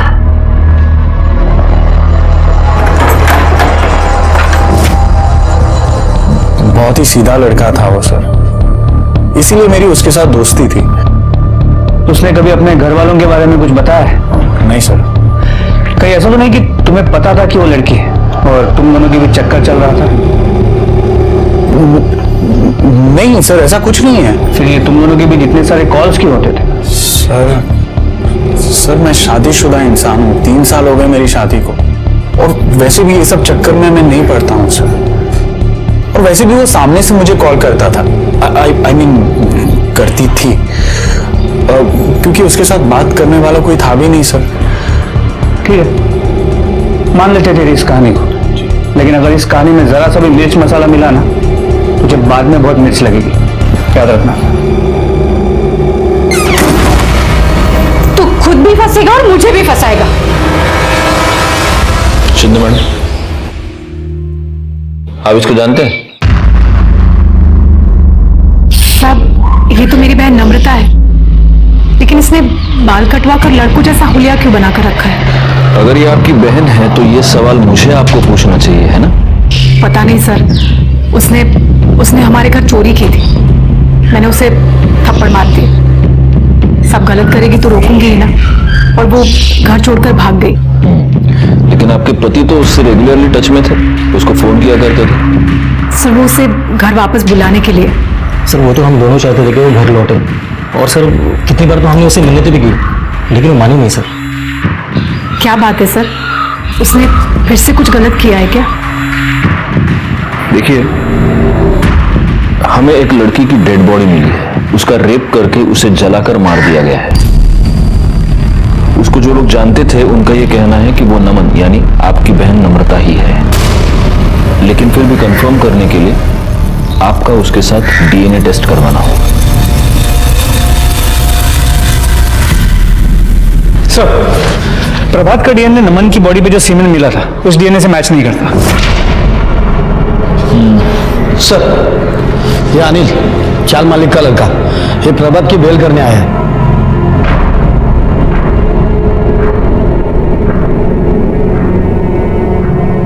छोड़ा तेरा, और उसको समझाना मुंबई के बाहर नहीं जा सकता वो। साहब एक बात करनी थी। वो नमन ना बहुत परेशान थी साहब। थी? मतलब तुम जानते थे कि वो लड़की है? हाँ। मतलब अभी अभी पता चला, वो नैना ने बताया ना। मेरे को भाई जैसी थी वो, उसको बहुत पीटा था उसने। थोड़े रे मामा, अजीत, प्रतीक, हमारी चाली के लड़के को मारता है तो।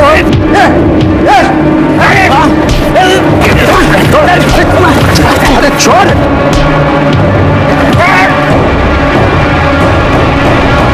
भाई तू ठीक है ना? किसने? वो वीडियो वायरल हुआ था ना, वो पार्सल वाला दिलीप। और ये वीडियो नमन ने निकाली थी, और इसी वजह से दिलीप नमन पर बहुत ज्यादा भड़का हुआ था। अपन ने कुछ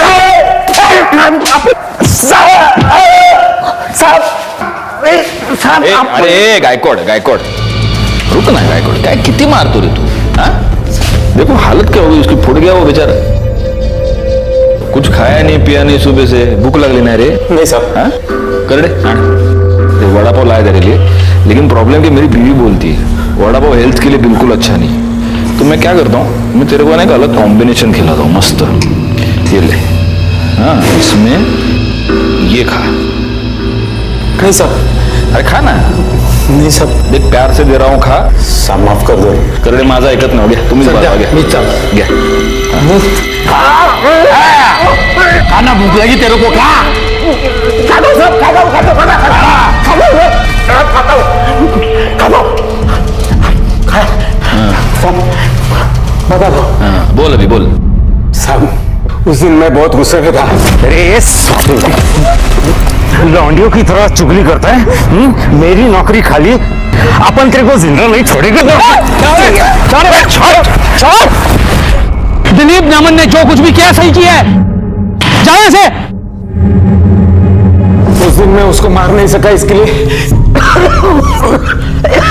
चाली भी जाके मारा। चाल में जाके उसको मारा और बाद में उसका रेप भी किया। साहब क्या बात कर रहे हैं साहब आप? साहब मैं क्या वैसा आदमी नहीं हूं, और आदमी के साथ छी साहब नहीं साहब, ऐसा नहीं करेगा साहब। गायकवाड, इसका डीएनए टेस्ट कराओ, और अगर तेरा डीएनए टेस्ट पॉजिटिव आया ना तो अगली बार करडे तेरे मुंह में मिर्च नहीं डालेगा, समझा? करडे घेऊन जा साहब। सर उस मूवी के टिकट का पता चल गया। वो किसी दीप्ति शिंदे ने खरीदे थे। दीप्ति शिंदे?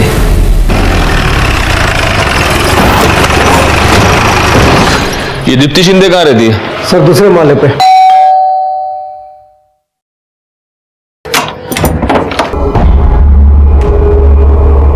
दीप्ति शिंदे? हाँ जी। दीप्ति, 4 मार्च को तुम टोटल गोलमाल फिल्म देखने गई थी? हाँ जी, मैं गई थी। और उसके बाद तुम चारकोप सेक्टर 8 में गई थी? नहीं, मैं वहाँ नहीं गई थी। तुम वहाँ गई थी नमन के साथ? कौन नमन? मैं किसी नमन को नहीं जानती। तो तुमने ये फिल्म की 2 टिकट्स क्यों खरीदी थी? मैं मेरी फ्रेंड सलोनी के साथ गई थी। सलोनी कहाँ रहती है वो? यही 4th फ्लोर पे रहती है ऊपर। लेकिन सर वो शाम को 5 बजे आएगी कॉलेज से।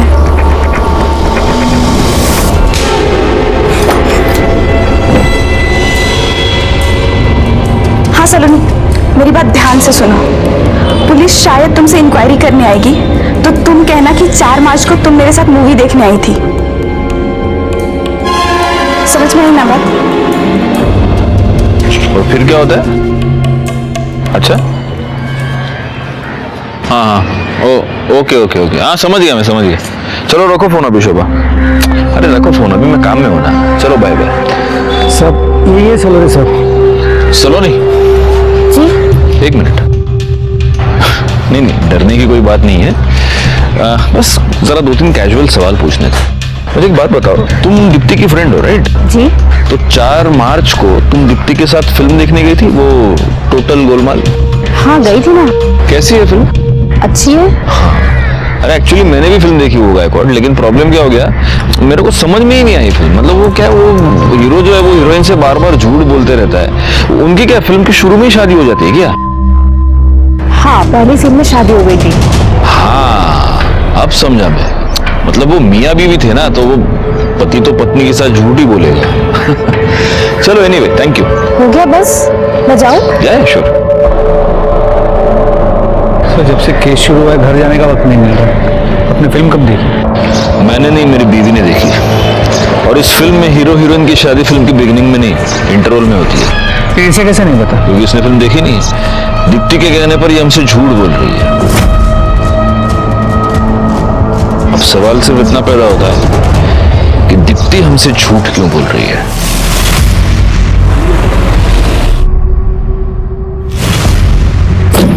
सर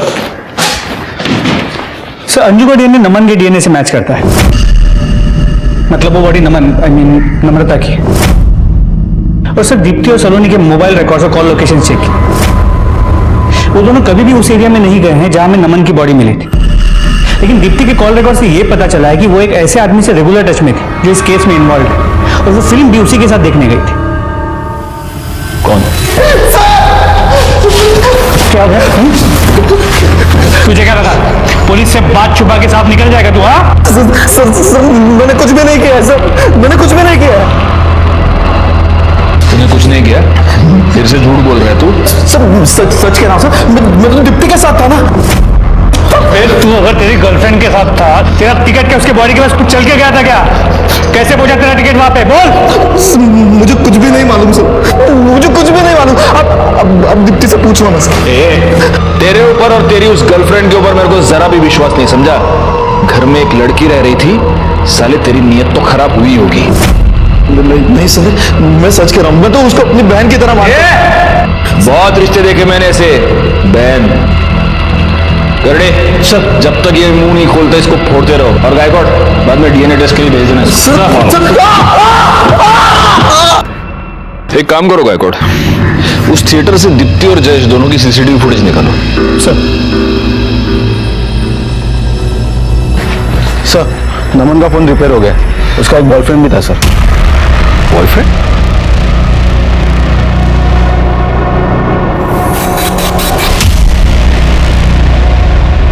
भाई एक बात बता, तू तो ये कह रहा था कि तुझे पता ही नहीं था कि वो लड़की है, तो फिर ये तेरा इतना सारा दोस्ताना कैसे? देख मैसेजेस तेरे। मैं तेरे बिना जी नहीं सकता, तेरे बिना रातों को नींद नहीं आती।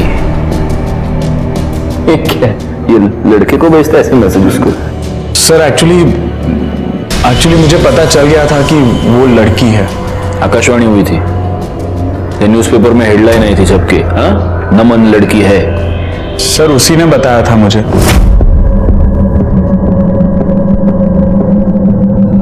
अच्छा सुन, वो मेरी बहन नम्रता है ना, वो तुझे पसंद करती है और तुझसे मिलना चाहती है। उसने तुझे यहाँ देखा और मुझसे कहा तुझसे बात करने के लिए। अच्छा, कहाँ मिलना है?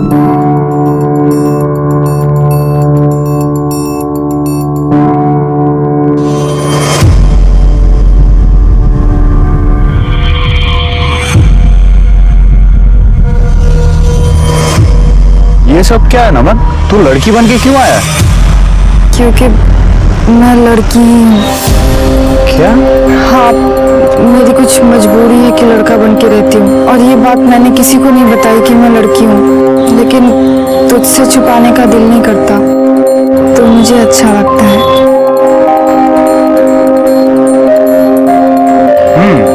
तब भी मैं सोचूं कि एक लड़का इतना सीधा सादा भोला भाला सच्चा कैसे हो सकता? अगर पहले पता होता कि तू लड़की है तो तुझे भगा के लेके जाता। ऐसी क्या मजबूरी थी? सर वो बहुत ही परेशान थी, बहुत ही दुखी थी वो सर। उसके खुद के जीजाजी ने ही उस पर रेप किया था सर। क्या? जी सर, उसके बाद उसकी बहन ने उसे घर से निकाल दिया। उसकी बहन का ही आसरा था उसके पास, रास्ते पे आ गई थी सर वो, इसीलिए मजबूरन उसे लड़का बनना पड़ा। लेकिन उसका जीजा तो ये कह रहा था कि वो उसको उसकी बहन से मिलवाना चाहता था। नहीं सर, ये गलत है सर। एक्चुअली उसके जीजा जी उसके प्रॉपर्टी के पेपर्स पर साइन करवाना चाहते थे, और वो पेपर्स में ये लिखा था कि नम्रता अपनी मर्जी से अपनी सारी प्रॉपर्टी, अपना सब कुछ उसकी बहन के नाम पर कर देना चाहती है। साले, खुद को बचाने के लिए उसके जीजा पे डाल रहा है सब कुछ? नहीं सच तो ये है कि उसे पता चल चुका था कि तू शादीशुदा है। उसने तुझे ये धमकी दी थी कि वो सब कुछ तेरी बीवी को बता देगी, इसीलिए तूने उसका मर्डर किया है ना? ये बात सच है कि उसे पता चल गया था सर, लेकिन उसके बाद मैंने उसे मिलना बंद कर दिया था। तूने मिलना बंद कर दिया और तेरी बीवी ने मिलना शुरू कर दिया। आपको पता चल गया कि आपके पति का और नम्रता का अफेयर चल रहा है, उसके बाद आप नम्रता से मिली थी, राइट?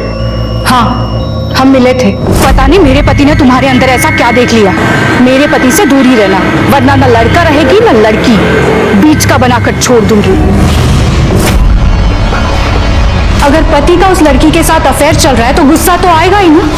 बिल्कुल आएगा, लेकिन अगर आपको गुस्सा आया था तो आप आपके पति के खिलाफ कंप्लेंट कर सकती थी। उस लड़की को मरवाने की क्या जरूरत थी? नहीं सर, मैंने सच में कुछ नहीं किया। अच्छा, गायकवाड एक काम करो, इनका डीएनए टेस्ट कराओ और इनके भी डिटेल्स निकालो। साहेब पण मी खरंच काही नहीं केले, मैंने कुछ नहीं किया है साहब। जरा पता तो चले कि कहीं इस पति पत्नी ने मिलकर गेम तो नहीं किया है? सर मैं कह रहा हूँ ना, ये सब उसके जीजा ने किया हुआ है। बिल्कुल चिंता मत करो, सच का पता हम लगा लेंगे। सर सुनिए, सर मैंने कुछ नहीं किया। सर ये सब क्या कह रहे हैं आप? ये सरासर झूठ है सर। हाँ सर, ये झूठ है सर। मेरे पति ने उसका रेप नहीं किया, बल्कि उसने मेरे पति को फंसाया है।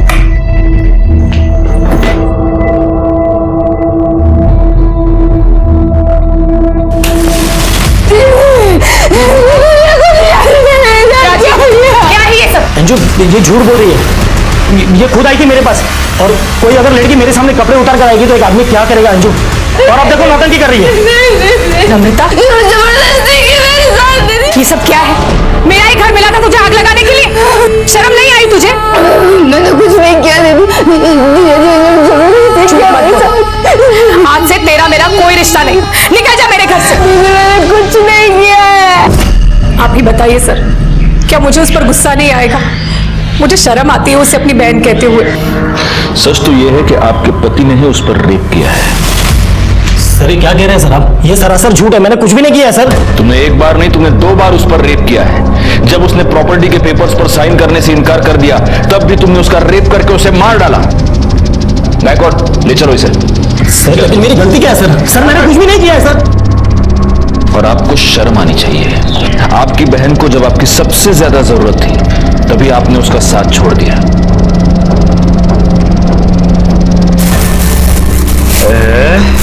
क्या है ये? डियो।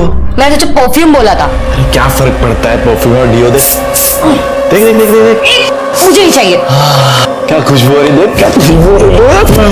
मैं तुझे सस्ता वाला डियो नहीं बोला था, परफ्यूम बोला था, परफ्यूम।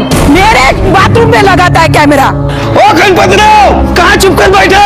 बाहर निकाल अपने बेटे को। हाँ बाहर करा कुठे लपून बसलाय तो? हलकटे मेरे बाथरूम में भी कैमरा लगाया। ए, चिल्ला क्यों रहे हो? तेरी बाबा की आवाज आ रही है। क्या हुआ? अरे हमारे बाथरूम में कैमरा लगाया ये उसने। देखो, कुछ लाज शर्म मेरे है भी क्या बाथरूम में उसको? कैमरा फिट किया उसने। लगता है सबके बाथरूम में कैमरा फिट किया उस हलकट ने। अरे क्या बकवास कर रहे हो तुम लोग? बकवास हम नहीं कर रहे गणपत भाऊ, ये तो सब आपके अनिल ने किया है। उसके लड़के ही आए थे हमारे बाथरूम रिपेयर करने, तब उसकी कालाकांडी है। मैं तो बोलता हूँ हम सब लोगों को घर में घुसकर मारना चाहिए। क्या किया तूने? सच्ची बता, तूने झोल किया पक्का? कुछ नहीं।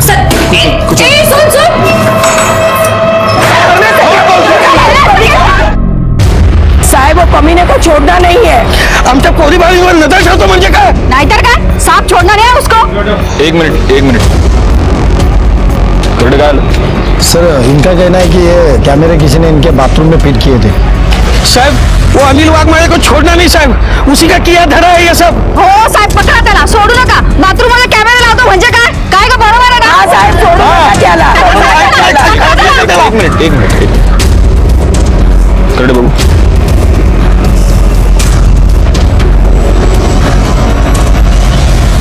देखो जा।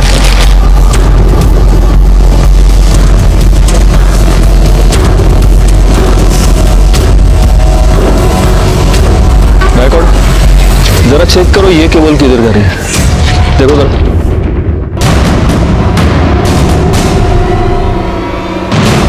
सर उस कमरे में। चलो। हाँ मैं मिलता हूँ। आप ठीक है मैं बाद में फोन करता हूँ। हाँ साहब कहाँ जाना साहब? ये ऊपर वाला कमरा किसका है, राइट साइड का? वो मेरे बेटे का है। लेकिन क्या हुआ? चल उड़ा खोली, चला।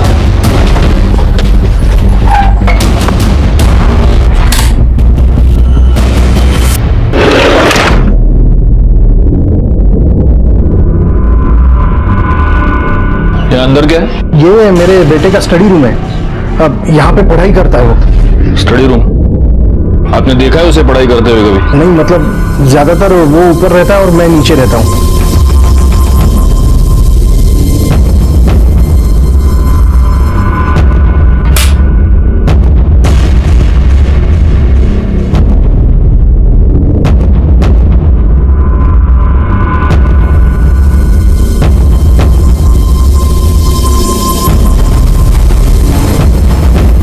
सर ये दोनों वायर्स नीचे सीपीयू को कनेक्टेड है। मतलब इधर ही बैठ के सब वीडियो देखता होगा। सर लैपटॉप खोलो। सर पासवर्ड प्रोटेक्टेड है। कंप्यूटर एक्सपर्ट को बुला।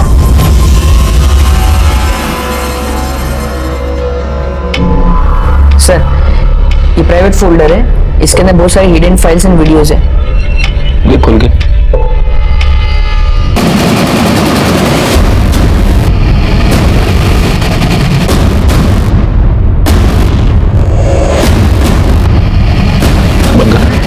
बंकर ये सब फाइल का बैकअप ले। इसका मतलब इस अनिल ने नमन का रेप करके उसका मर्डर किया है। ये तेरे बेटे की पढ़ाई? हाँ किधर वो? सर उसने मुझे कहा था कि वो अपने दोस्तों के साथ 2-4 दिन के लिए बाहर जा रहा है। बैकवर्ड इसके ये सारे कंप्यूटर सारे लैपटॉप सीज कर लो और जिस किसी बिल में छुप कर बैठा होगा ढूंढ के निकालो साले को। हमें अनिल की तलाश थी, बहुत जल्द हमारी ये तलाश खत्म हो गई, लेकिन हमारे हाथ अनिल नहीं अनिल की लाश लगी।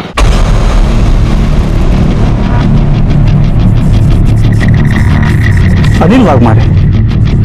तो वो जो बाइक वहां पे खड़ी है वो भी शायद इसी की है। सर एक खून लगा हुआ पत्थर मिला है, लगता है वार इसी से किया गया। एक बात मेरी समझ में नहीं आ रही, अगर इसका आइडेंटिफिकेशन कार्ड भी यहीं पर है, अगर ये बाइक भी इसकी है, तो फिर पत्थर से मारने के बाद इसका चेहरा इस तरह से जलाया क्यों गया है? कुछ तो झोल है। सर हो सकता है जिसने नमन को मारा था उसी ने इसे मारा, मतलब मारने का तरीका सेम। हो सकता है दोनों का कातिल एक हो और उसने वही सीन यहाँ पर रिक्रिएट करने की कोशिश की। चलो फिलहाल एक काम करो, इसके घर वालों को इन्फॉर्म करो, कहो कि आकर लाश की पहचान करवा ले और फॉरेंसिक टीम को बुलाओ। बॉडी पे एक कपड़े और जूते मिले, आप इन्हें पहचानते हैं? हाँ सर, ये मेरे बेटे के ही कपड़े। एक मिनट, आप 100% श्योर? हाँ सर, ये कपड़े मेरे बेटे के ही हैं। ये मेरा बेटा ही है अनिल। ठीक है, करड़े बाहर कौन जाना, जाइए आप। सर बॉडी का डीएनए इस गणपत के डीएनए से मैच करके देखते हैं, डाउट क्लियर हो जाएगा। क्योंकि अगर ये अनिल नहीं हुआ तो जो असली अनिल है वो अलर्ट हो जाएगा। फिलहाल एक काम करो, इस पर नजर रखो और इसके सारे डिटेल्स निकालो। सर अनिल की बॉडी की पोस्टमार्टम रिपोर्ट, मौत की वजह उसके सर पे पत्थर से किया गया वार है और मौत का वक्त दोपहर 2 और 4 के बीच। नहीं गायकवाड़, पहले एक काम करो, इस लाश का डीएनए नमन के बॉडी पे हमें जो सीमेंट मिला है उसके डीएनए से मैच करके देखो। अगर वो मैच होता है तो ही हम ये कंफर्म कह सकते हैं कि ये लाश अनिल की ही है, और अगर डीएनए मैच नहीं होता तो कोई हमारे साथ गेम खेल रहा है। सर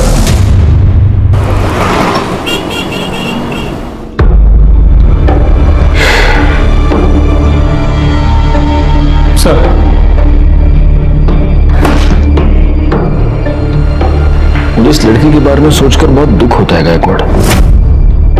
और सिर्फ यही लड़की नहीं, हमारे समाज में आजकल ऐसी बहुत सारी लड़कियां हैं जो ऐसी मजबूरियों का शिकार हो रही हैं। पहले इसके जीजा ने इसका रेप किया, उसके बाद इसने जिस पर प्यार किया, भरोसा किया, उसी ने उसको धोखा दे दिया, और अब इस अनिल ने इसका रेप करके इसका मर्डर कर दिया। एनीवे, कुछ पता चला? जी सर, उस बॉडी का डीएनए नम्रता की बॉडी पे जो सीमेंट मिला था उसके डीएनए से मैच नहीं करता, मतलब वो बॉडी अनिल की नहीं। और सर वो चाली का मालिक जो है गणपत, उसे चारकोप सेक्टर 1 के एक नंबर से कई बार फोन आ रहे हैं। इस गणपत ने एक बैंक अकाउंट में 1 लाख रुपए ट्रांसफर भी किए हैं, और जिस अकाउंट में ट्रांसफर किए हैं वो आदमी भी उसी एरिया में रहता है। कौन है? सर किसी राहुल का है।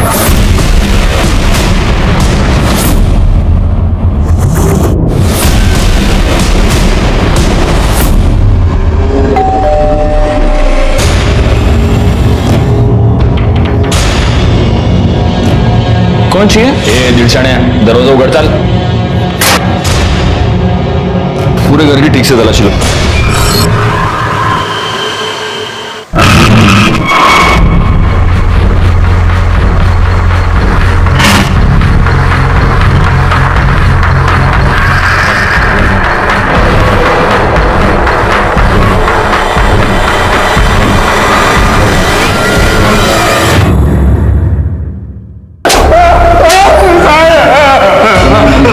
रेप करके उसका मर्डर किया है।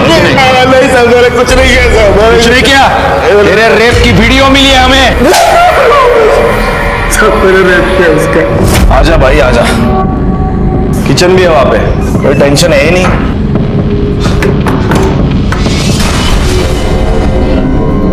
क्या कर रहा है?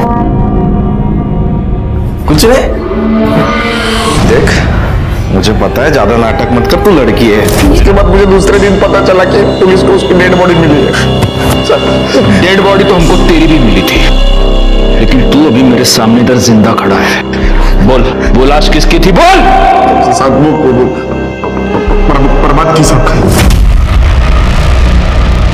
हुआ ऐसा कि मैंने चाली में कुछ जगह पे कैमरे लगाए थे। मैं औरतों को देखता था साहब, चाली वाले को सबको पता चल गया, वो मेरे पीछे पड़ गए थे। पीछे वाले रास्ते से भाग रहा था, तब प्रमोद ने मुझे देख लिया और मेरे पीछे आ गया साहब। वो आलिया कुतरे, आप किधर भागेगा? जान से मारूंगा मैं।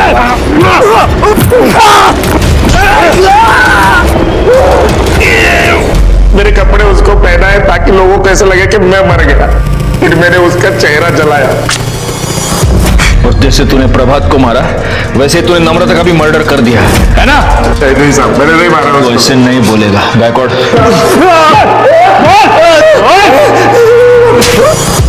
Yes sir, yes thank you sir. आपका अंदाजा सही निकला।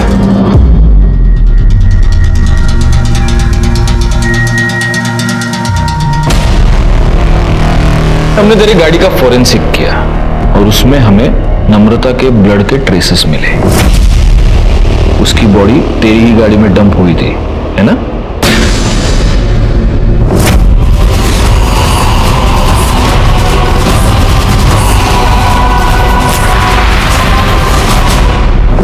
हाँ सर,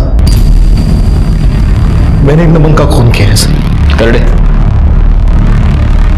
7 बजे तक तू पिक्चर देख रहा था, तेरी गर्लफ्रेंड दीप्ति भी तेरे साथ, ये देख। और नम्रता का खून 4 से 6 के बीच हुआ है। अब बता जयेश, एग्जैक्टली किसको बचाने की कोशिश कर रहा है? प्यार करती थी मैं नमन से, पर वो नैना हमेशा बीच में घुस जाती थी। जब मैंने नमन से कहा कि मैं उससे प्यार करती हूँ तो वो अपने लिए कोई और खोली ढूंढने लग गया। तुझे मुझसे प्रॉब्लम है और तू उस नैना के साथ ये सब कर रहा है। समझ रहा है ना तुझे? समझ, मेरा दिमाग मत खराब कर, समझी तू? मुझे नहीं पता था कि वो लड़की है। उसने कभी मुझसे कहा क्यों नहीं? सच है मधु कि प्यार कभी भी जबरदस्ती से पाया नहीं जा सकता। मधु, अनिल और जयेश को उनके किए की सजा मिली, लेकिन इस केस में असली गुनहगार कौन था? शायद अंजू, क्योंकि उसने अपने पति पर अंधा विश्वास किया और उसी की वजह से नम्रता को नमन बन जाना पड़ा और आखिरकार उसकी हत्या हो गई। किसी पर अंधा विश्वास करना जैसे गलत है, उसी तरह से किसी पर पूरी तरह से अविश्वास करके उससे मुंह मोड़ना भी उतना ही गलत है। इसी के साथ मैं सीनियर इंस्पेक्टर राजेश जाधव आपसे विदा लेता हूं। दोबारा मिलूंगा, तब तक सतर्क रहिए और देखते रहिए क्राइम पेट्रोल दस्तक, क्योंकि मकसद बताना नहीं, बचाना है। जय हिंद। क्राइम पेट्रोल के ऐसे ही मजेदार एपिसोड्स देखने के लिए हमारे चैनल को सब्सक्राइब करें